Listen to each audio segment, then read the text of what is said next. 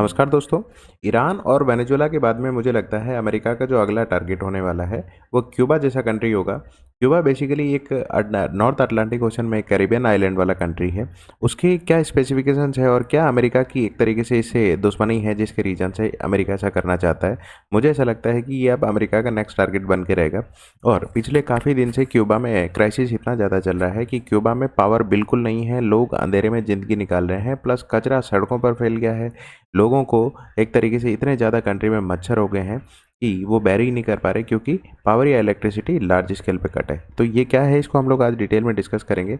ये देखें कि कैरिबियन आइलैंड में एक छोटा सा कंट्री है क्यूबा। यहाँ की जो गवर्नमेंट है वो लेफ्टिस्ट रन गवर्नमेंट है। तो ट्रम्प का मुझे ऐसा लगता है कि मेजर इश्यू इस गवर्नमेंट के साथ ही है। अब देखें, हुआ यूँ कि जनवरी 2026 में एग्जैक्ट 29 जनवरी को व्हाइट हाउस ने, इसका मतलब डोनाल्ड ट्रंप ने एक लेटर रिलीज़ किया। इस लेटर में ऐसा बोला और इमरजेंसी डिक्लेयर कर दी कि क्यूबा के कंट्री के रीजन से हमारे को इतना बड़ा थ्रेट या एक तरीके से खतरा है कि हम लोग इमरजेंसी डिक्लेयर करते हैं। देखें, Trump declared national emergency over Cuba. ये जो क्यूबा का इश्यू था इसके ऊपर ट्रंप ने क्या करा, नेशनल इमरजेंसी डिक्लेयर कर दी और बोला कि हम लोग क्या करेंगे, टैरिफ्स लगाने वाले हैं उन कंट्रीज़ के ऊपर जो इनको क्या करेंगे, इस कम्युनिस्ट रेजिम का जो कम्युनिस्ट रेजिम है, इसका मतलब ये जो यहाँ की गवर्नमेंट है उस गवर्नमेंट को, मतलब क्यूबा को अगर ऑयल सप्लाई कोई भी कंट्री करता है तो उस पर हम लोग क्या कर लगाएंगे, हाँ, टैरिफ लगाने वाले हैं उन कंट्रीज़ के साथ पे, यूनाइटेड स्टेट्स। अब इसके पीछे उन्होंने रीज़न क्या दिया, सबसे इंपॉर्टेंट रीज़न ये दिया कि क्यूबा की जो गवर्नमेंट है, लेफ्टिस्ट गवर्नमेंट, उसको यहाँ पर सपोर्ट मिलता है रशिया का, चाइना का और ईरान का, हमास का, हिजबुल्ला का। इसका मतलब ये जितने भी ऑर्गेनाइजेशन है, ये सारे और कंट्रीज हैं, ये बेसिकली यूनाइटेड स्टेट्स के ओपोनेंट है। इसका मतलब एनिमी नेशन है अमेरिका के लिए। तो अब अगर यूएसए ऐसा चाहता है कि, बोल रहा है कि अगर इन कंट्रीज से क्यूबा को सपोर्ट मिल रहा है, इसका मतलब ये हमारे अगेंस्ट की एक्टिविटीज़ कर रहा है और हमारे ही पास होके, अगर इसकी लोकेशन आप लोग देखोगे तो देखें, ये रहा यूनाइटेड स्टेट्स और ये रहा क्यूबा। इसका मतलब हमारे पास में होके हमारे अगेंस्ट एक्टिविटीज़ कोई कैसे कर सकता है, इनका ये कहना है। तो उन्होंने ऐसा बोला इमरजेंसी डिक्लेयर करके कि ये हमारी नेशनल सिक्योरिटी के लिए बहुत बड़ा थ्रेट है, क्योंकि हम हिजबुल्ला, हमास, इन टेररिस्ट ऑर्गेनाइजेशन को ख़त्म करना चाहते हैं, लेकिन ये इनके साथ ही क्या कर रहा है, टाई अप कर रहा है और यही इनको ऑयल सप्लाई करते हैं। अब ये एलिगेशन ट्रंप का कहाँ तक सही है, ये अपने आप में काफ़ी बड़ा क्वेश्चन है। इसके साथ साथ अब ये यहाँ पर क्लियर पैराग्राफ मेंशन करा है, ये वाइट हाउस का जर्नल है, पब्लिकेशन है। ये देखें, ये पब्लिकेशन यूनाइटेड स्टेट्स के वाइट हाउस का है।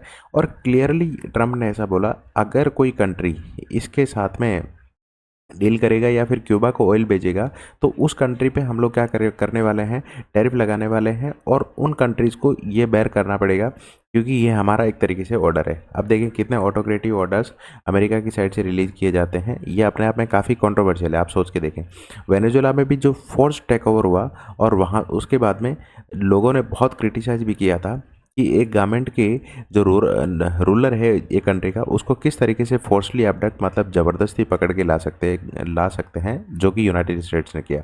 ये वहाँ के बेसिकली क्या है, प्रेसिडेंट है जो प्रोटेस्ट भी कर रहे हैं। अब देखें, और सबसे बड़ी बात है कि वेनेजुएला पे जब ये अटैक हुआ और वेनेजुएला पे यूनाइटेड स्टेट्स ने टेक ओवर करा, वहाँ के प्रेसिडेंट जो लूला है उनको जब अरेस्ट करा, उसके बाद में यहाँ पर क्यूबा की इकोनॉमी की सर्वाइवल पे सबसे बड़ा एक तरीके से क्राइसिस आ गया। उसका रीज़न क्या है, यहाँ एक तरीके से क्यूबा में जो ऑयल की डिमांड है वो 1 लाख बैरल पर डे है, मतलब एक दिन में 1 लाख बैरल ये बेसिकली कंज्यूम करते हैं। अब यहाँ पर हुआ या, इस मेजॉरिटी ऑयल का जनरली सप्लाई होता था वेनेजुएला से। वेनेजुएला में जो गवर्नमेंट थी उसको यूनाइटेड स्टेट्स ने गिरा दिया। तो अब यहाँ पर इनको इधर वाला वेनेजुएलन ऑयल कम्प्लीटली कट हो गया। अब ये सर्वाइव कैसे करेंगे, इनके सर्वाइवल पे सबसे बड़ा एक तरीके से थ्रेट आ गया। दूसरा, यूनाइटेड स्टेट्स ने सैंक्शन लगा दी, हैवी सैंक्शन, और ये भी बोल दिया कि इनको जो भी ऑयल देगा उन पे हम लोग टैरिफ लगाएंगे। तो यहाँ पर ये बहुत बड़ा इशू निकल के आया। अब देखें, अब इतने सारे इश्यूज होने के बाद में क्या हुआ कि कंट्री में नेशनल ब्लैकआउट हो गया। और नेशनल ब्लैकआउट मतलब लोगों के घर पे बिल्कुल लाइट नहीं है, हॉस्पिटल्स में लाइट नहीं है, सर्जरीज डिले हो गई, मेडिसिन की भारी कमी हो गई। और यहाँ पर कंट्री की गवर्नमेंट ने खुद नेशनल ब्लैकआउट करा है, मतलब वहाँ की गवर्नमेंट ने बोला है कि भाई 1 वीक में पूरे कंट्री में दूसरी बार कंप्लीट ब्लैकआउट, मतलब लाइट बंद कर दी गई, स्विच ऑफ कर दी गई, क्योंकि इलेक्ट्रिसिटी का जनरेशन ही नहीं है, क्योंकि ऑयल की सप्लाई वहाँ पर बिल्कुल ही नहीं है। तो ये अपने आप में काफ़ी एक तरीके से बड़ी चीज़ है।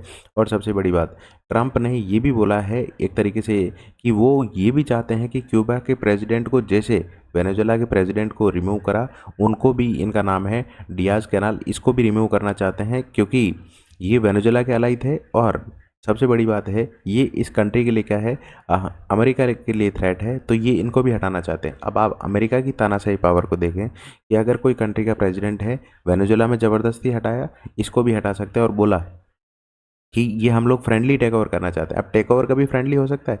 अब वहाँ गवर्नमेंट किसी भी पार्टी की हो, वो जो अगर इनके फेवर की नहीं है, मान लो चाइना में हमारे फेवर की गवर्नमेंट नहीं है, इंडिया के फेवर की, तो हम लोग क्या फ्रेंडली टेक ओवर करवा सकते हैं? ये वही कंट्री कर सकता है जो एक तरीके से आइदर तो वर्ल्ड में सुपर पावर हो, यूनाइटेड स्टेट्स है, और जो छोटे छोटे कंट्रीज हुआ जहाँ बहुत बहुत ज़्यादा एक तरीके से क्या है प्रेशर बना सकता है या फोर्सफुली उन पे एक्शन ले सकता है, जैसे वेनेजुएला पे लिया, तो यहाँ पर भी ये एक्शन लेगा और ले भी सकता है। मुझे ऐसा लगता है कि ये बहुत जल्दी ही, मुझे लगता है ईरान के बाद में अमेरिका का जो नेक्स्ट टारगेट है वो यही होने वाला है। और यहाँ पर ये जो चीज़ें हैं ठीक नहीं है वर्ल्ड में, क्योंकि अमेरिका एक डेमोक्रेटिक कंट्री। अब सबसे बड़ी बात कि अगर ये ऑयल सप्लाई हुई है और यूनाइटेड स्टेट्स, इसका इम्पैक्ट क्या हुआ है? सबसे बड़ा इम्पैक्ट हुआ है कि ट्रांसपोर्ट जो है डिसरप्ट हो गया, मतलब भाई क्योंकि ऑयल की सप्लाई नहीं है तो बसेज टैक्सी चलनी बंद हो गई, पावर कट बहुत ज़्यादा हो गया है, इंडस्ट्रियल प्रोडक्शन डाउन हो गया क्योंकि इलेक्ट्रिसिटी नहीं तो पावर सप्लाई कहाँ से होगी, एग्रीकल्चर का आउटपुट डिक्लाइन हो गया, जो एसेंशियल गुड हो गई जैसे ये डेली यूज वाली गुड्स हो गई, मिल्क हो गया, कर्ड हो गया, बटर हो गया, ये सारी चीज़ें एसेंशियल गुड्स की, और जो जो चीज़ें हैं उनका भी एक तरीके से प्रोडक्शन डाउन हो गया, प्लस वहाँ पर महंगाई बहुत ज़्यादा बढ़ गई। टूरिज्म सेक्टर, अब लोग टूरिज्म क्या देखने आएंगे क्योंकि वहाँ तो पावर कट एक तरीके से। और सबसे बड़ी बात है, अब इन सारी चीज़ों के रीज़न से वहाँ पे लोगों में एंगर बहुत ज़्यादा हो गई है। लोगों ने वहाँ की कम्युनिस्ट पार्टी की जो गवर्नमेंट थी, उसका जो ऑफिस था उसको एक तरीके से क्या कर दिया, तोड़ दिया और उसमें आग वाग लगा दी। देखें यहाँ पर, देखें कम्युनिस्ट ऑफिस को एनर्जी क्राइसिस, मतलब वहाँ पर पावर कट है और एनर्जी क्राइसिस है, इसके रीज़न से लोगों ने क्या करा, उसको उनके जो गवर्नमेंट ऑफिस से उनको आग लगा दी। और सबसे बड़ी बात है, इकोनॉमी यहाँ की ऑलरेडी कोलैप्स मोड में है। और सबसे बड़ी बात, इंपोर्ट पे कब तक डिपेंडेंसी रहेगी? अब जैसे आसपास के कंट्रीज ने इसको एड भी भेजी, मतलब, लेकिन ये लंबे टाइम तक ये चीज़ें सस्टेन नहीं हो सकती। तो अब यहाँ सोचने वाली बात ये है कि अगर कोई कंट्री इतना क्राइसिस में जा रहा है तो यूएसए को उस पर सैंक्शंस लगाने की क्या ज़रूरत है? थोड़े दिन पहले रशिया ने इसको ज़बरदस्ती एक शिपमेंट भेजा था ऑयल का, और वो भी यूनाइटेड स्टेट्स के सैंक्शन के बाद में। तो यहाँ पर चीज़ें बड़ी कॉम्प्लिकेटेड है, लोग यहाँ प्रोटेस्ट कर रहे हैं, पावर कट बहुत ज़्यादा हो गया है लोगों को, देखें आप लोग यहाँ पे इमेज भी शो कर रही है, लोगों को एक तरीके से अंधेरे में जीना पड़ रहा है।